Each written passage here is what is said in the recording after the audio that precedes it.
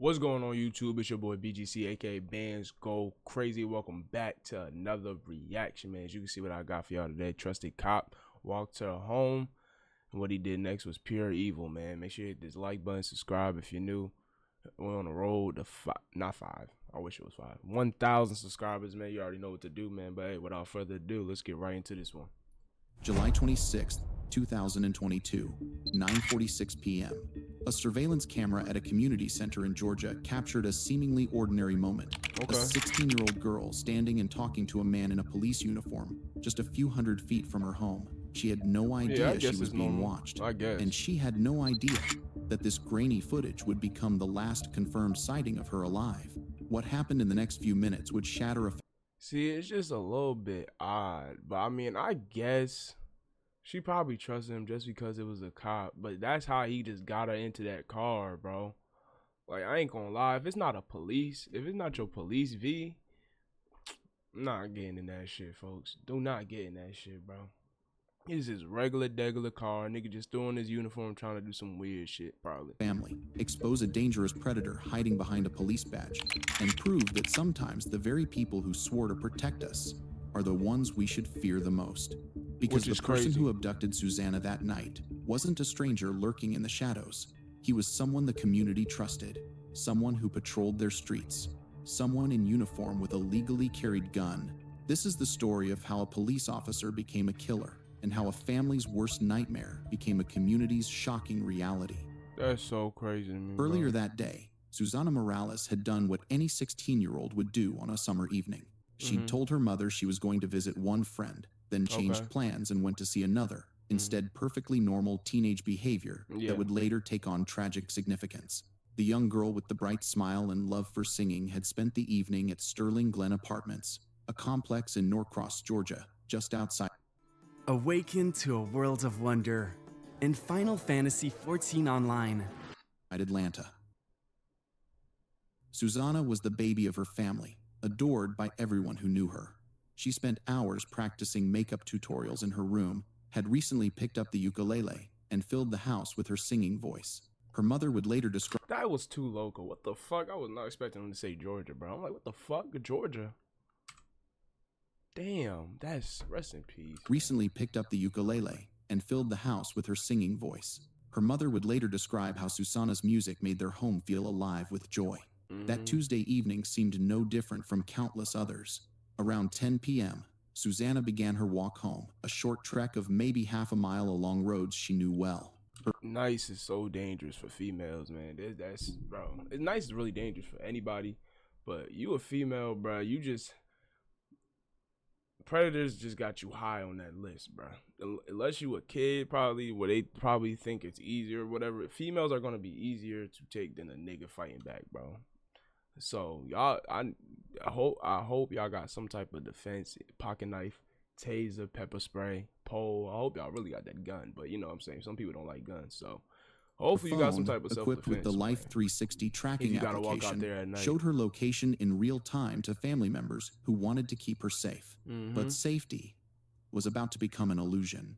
At exactly 9:46 p.m., the community center camera captured Susanna walking along the roadside, unaware that predatory eyes were watching her every step. She appeared calm, unhurried, just a teenager heading home after spending time with friends. Then, something went terribly wrong. What happened next would puzzle investigators for months. Susanna's phone showed her reaching her neighborhood, getting close to home where she should have felt safest. Her family, monitoring her location, watched as the familiar blue dot approached their street. Then the dot began moving in the opposite direction. At first, the movement seemed normal walking speed. Perhaps she'd forgotten something or decided to take a different route. But then the impossible happened. According to the GPS data, Susanna was suddenly traveling at 40 miles per hour. She didn't drive, she didn't have a car, and nobody in her family was expecting to pick her up. What the fuck? A text message appeared on her phone. "I'm on my way home," but Susanna never arrived. Instead, her phone continued its high-speed journey away from safety, away from home, away from everything familiar. At 10:30 p.m., one of her friends received a crash alert from the Life 360 application. The phone had stopped moving. It would never move again. Susanna's family began searching immediately. driving the streets, calling her name, hoping against hope that this was all some terrible misunderstanding. But when dawn broke on July 27th, their daughter was gone. Meanwhile, just a few miles away at Sterling Glen Apartments, a 22-year-old police officer named Miles Bryant was going about his evening routine. Bryant worked as a courtesy officer at the complex, a position that gave him reduced rent in exchange for patrolling the property and keeping residents safe. He was also a sworn officer with the Doraville Police Department and served in the National Guard. To his neighbors, his colleagues, his superiors, Miles Bryant appeared to be exactly what law enforcement should represent: dedicated, conscientious, always willing to help. But appearances can be devastatingly deceiving. The next morning, July 27th, Bryant contacted police with a concerning report. So crazy, his service weapon, a Glock 19 pistol, had been stolen from his vehicle. Someone had broken into his truck overnight, he claimed, taking his holster and gun while leaving everything else untouched. The timing was remarkable. Less than 12 hours after Susana Morales vanished, the courtesy officer who lived at the very apartment complex she'd been visiting was reporting a stolen firearm. But this was just the beginning of Miles Bryant. Which is just so crazy. It just happened to get stolen. The same exact, well, not the same. Well, I guess Bryant's the same elaborate deception. The next day. For Susana's family, the next 6 months were a living nightmare of uncertainty. Tips poured in from across the country, reported sightings in Detroit, Nashville, Gatlinburg. Each lead brought hope, then crushing disappointment when investigations turned up nothing. Police deployed drones, thermal imaging, and aerial surveillance. They conducted undercover operations, worried that Susana might have been taken into human trafficking networks. Every resource was exhausted, every possibility explored. Her mother, Aura Morales, faced the worst kind of anguish, not knowing. Was her daughter dead? Was she suffering somewhere? Was she trying to come home? The questions haunted every way. That's the scariest thing, bro. You don't know if your daughter's alive or not. Whole time you got this hope, and she could be dead or she could be alive. Somebody's doing something. Like, it's just, this is waking moment all and invaded every dream. It is the worst possible thing to not have closure. I know there's some good ones, but investigators it's hard, would later bro. observe. I think my daughter may be alive. I hope my daughter is alive, but I don't know. Emotionally debilitating is not the right two words to use. It's worse than that. Throughout those 6 months, Miles Bryant continued his duties as courtesy officer. Of course he did. Acting like nothing happened. Like, lame ass. And police officer. He patrolled Sterling Glen Apartments, the very place where Susana had last been seen. He carried himself with the same professional demeanor that had earned him respect among colleagues. No one suspected that the person helping search for the missing girl might be the very person who knew exactly where she was. That shit February is so 6th, crazy, bro. 2023, 6 o'clock in the evening. An off-road enthusiast was exploring remote areas near Drowning Creek Road and Highway 316 in Decatur, Georgia, more than 20 miles from where Susana had disappeared. What he found changed everything. The victim's remains, tragically decomposed, found across the forest floor. No clothing, no fibers, no forensic evidence remained. Just the evidence of time passed in the Georgia wilderness. The medical examiner would later determine that approximately 95% of Susana's remains were recovered, but several parts were missing, and without soft tissue, determining cause of death proved impossible. The lack of clothing indicated foul play. People don't simply die without clothing in remote woods without criminal involvement. For investigators, the discovery was both heartbreaking and challenging. They finally had answers for Susana's family, but they also had a homicide case with precious little physical evidence. The worst answers possible, bro. Like, that's so crazy. Her decomposed body, just because of how long it's been, they've been trying to find her. That's so crazy, bro. Rest in peace, Susana. For Susana's family, but they also had a homicide case with precious little physical evidence to work with. That's when they made a discovery that would crack the case wide open. About 100 feet from Susana's remains, investigators found something that should never have been there. A Glock 19 pistol, abandoned on the forest floor. It hadn't been buried or hidden. It looked like it had simply been dropped and forgotten. When they traced the serial number, the results were shocking. This was the same weapon Miles Bryant had reported stolen on July 27th. We got him. We got him. Fuck is the day you after talking Susanna about? Disappeared. The same gun that had supposedly been taken from his truck by unknown criminals was now sitting in the woods where a murdered teenager had been found. The odds of this being a coincidence were astronomical. Investigators immediately focused on the courtesy officer, who had seemed so helpful, so concerned, so professional throughout the search for Susanna. They were about to discover that Miles Bryant had been playing an elaborate game of deception from the very beginning. Detective Carter approached Bryant carefully. They needed him to talk, to explain the inexplicable connection between his weapon and the crime scene. But they also had to be strategic. Revealing too much too soon could cause him to stop cooperating entirely.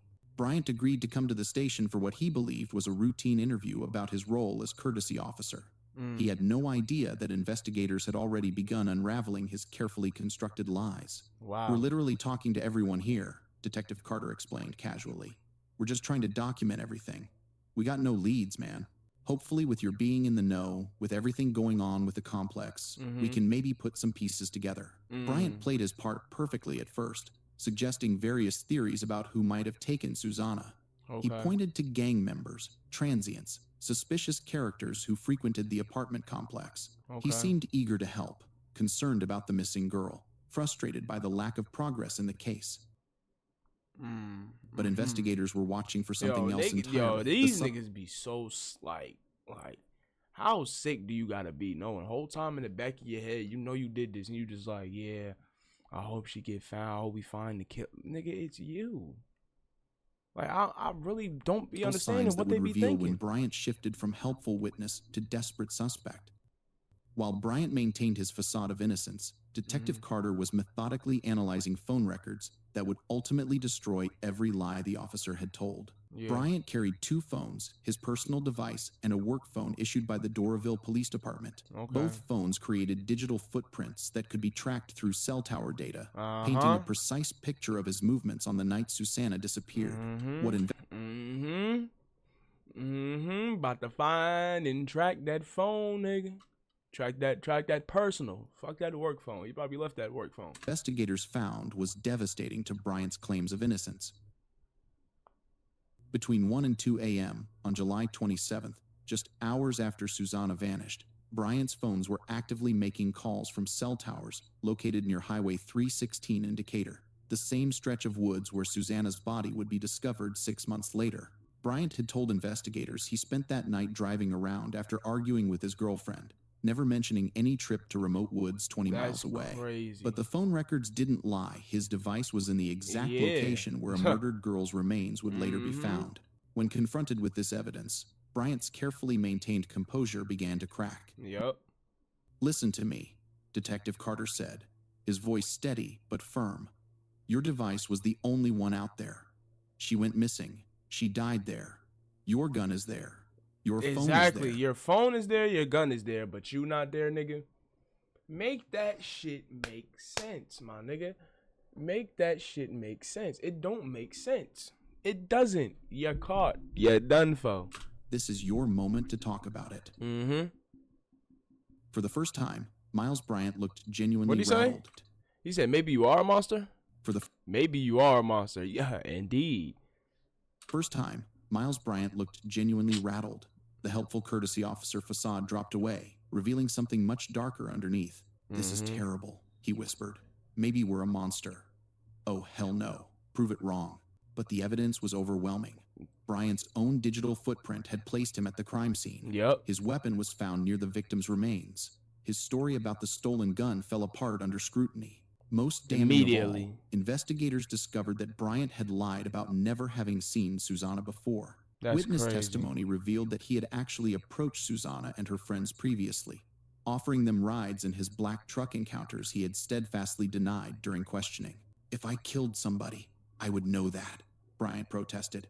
But his protests You would know that? Oh, that nigga gonna piss me off. Just you. Hearing that dumbass shit, I would have known. That's the best shit you came up with to say, nigga? And it's real. Against the mounting evidence. The case was far from over, though. Phone records and circumstantial evidence could place Bryant at the scene, but proving murder without a definitive cause of death would require prosecutors to paint a complete picture of who Miles Bryant really was beneath his badge. Crazy, bro. As investigators dug deeper into Bryant's background, a disturbing pattern emerged. The helpful police officer had been living a double life for years, preying on vulnerable women while hiding behind his uniform in position of trust.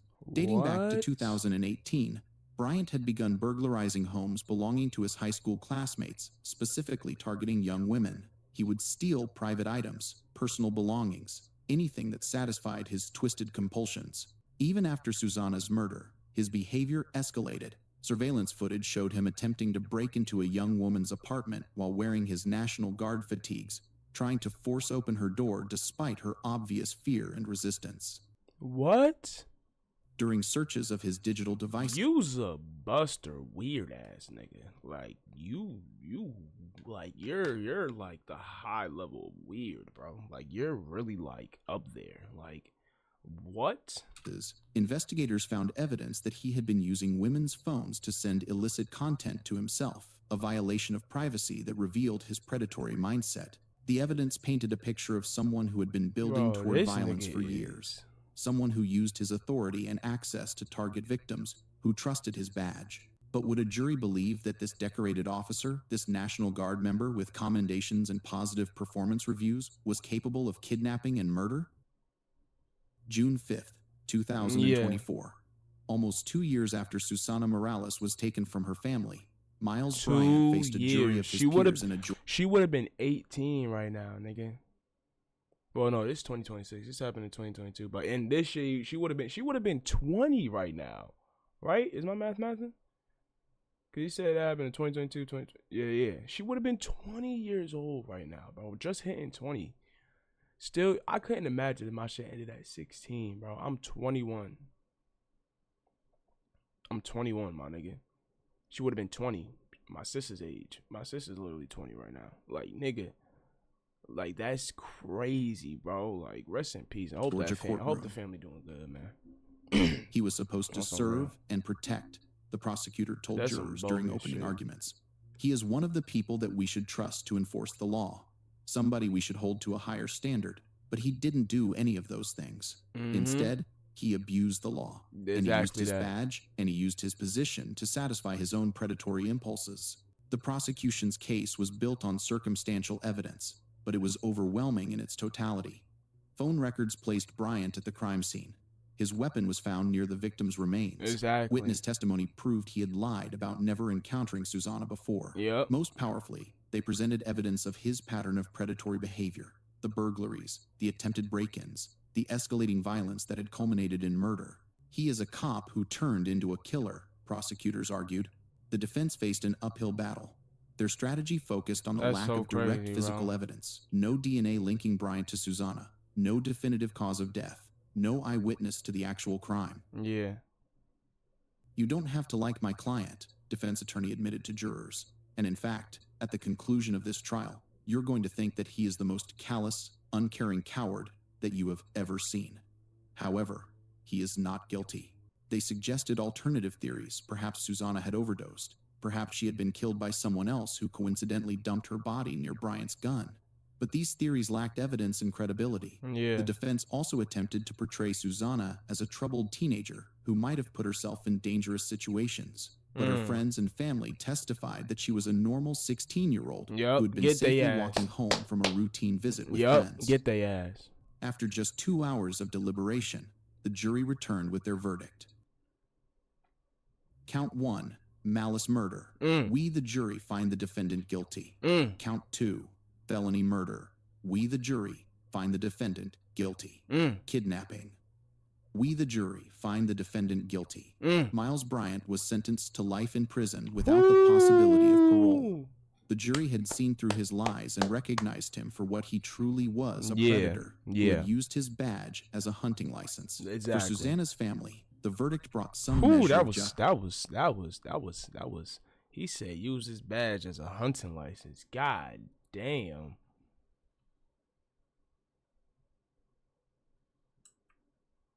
Seen through his lies and recognized him for what he truly was, a predator who had used his badge as a hunting license. For Susanna's family, the verdict brought some measure of justice, but it could never bring back their beloved daughter and sister. That's so crazy, bro. Game. I knew at that moment that we got him, Detective Carter reflected. We had done our job. No one's above the law, and he got what he deserved. But the case raised disturbing questions about how someone like Miles Bryant had been able to operate for so long without detection.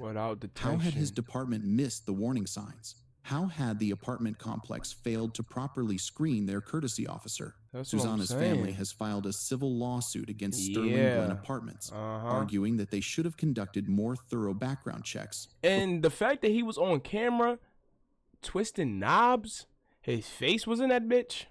Hello? Did nobody like report it or like, you know, yeah, this nigga looks familiar. Like you can see the nigga face, especially in that second one with the fucking military shit he had on. Like, I don't know. Before giving Bryant access to vulnerable residents, their battle for accountability continues, driven by their determination to prevent other families from experiencing their devastating loss. Yeah.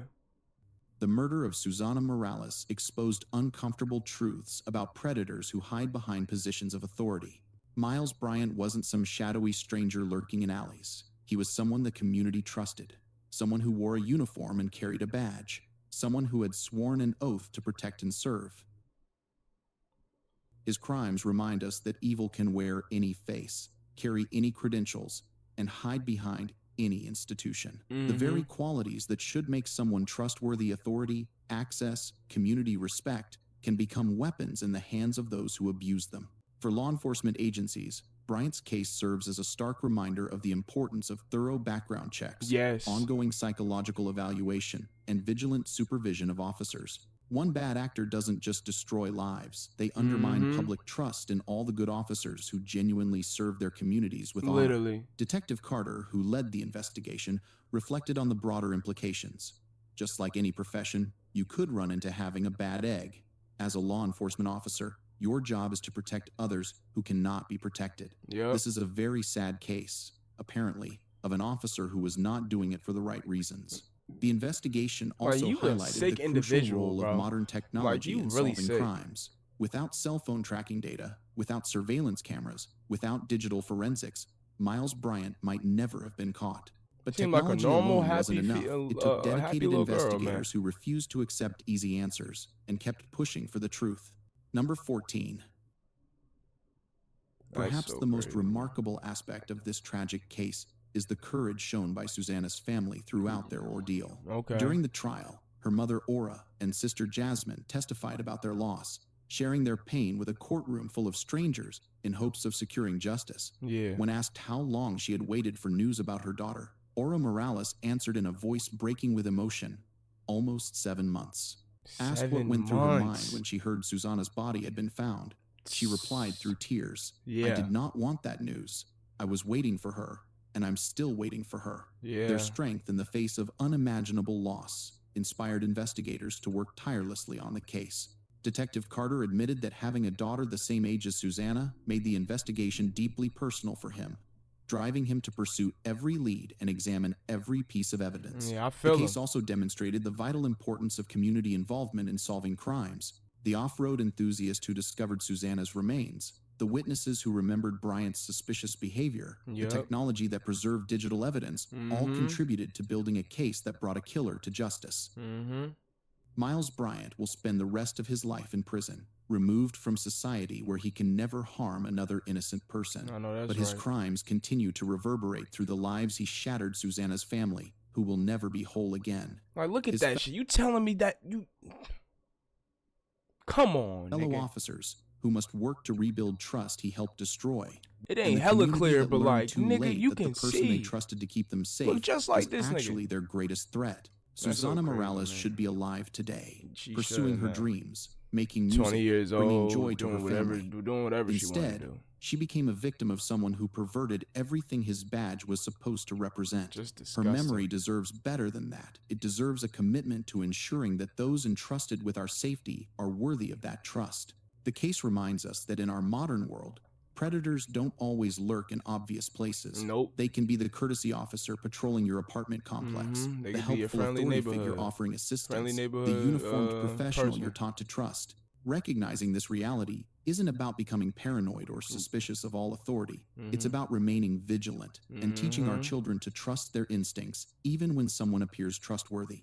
Miles Bryant thought his badge would protect him, that his position would place him above suspicion. He was wrong. Justice may sometimes move slowly, but it rarely fails to arrive for those patient enough to pursue it with dedication and courage. And while nothing can bring Susana Morales home, her family can take some comfort in knowing that her killer will never harm another innocent person.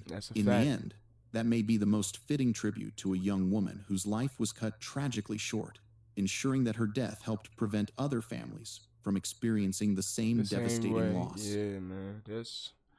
The last surveillance footage of Susana shows her walking confidently toward home, unaware of the danger ahead. Today, that image serves not just as evidence in a criminal case, but as a reminder of how precious and fragile life can be, and how important it is to protect those who cannot protect themselves.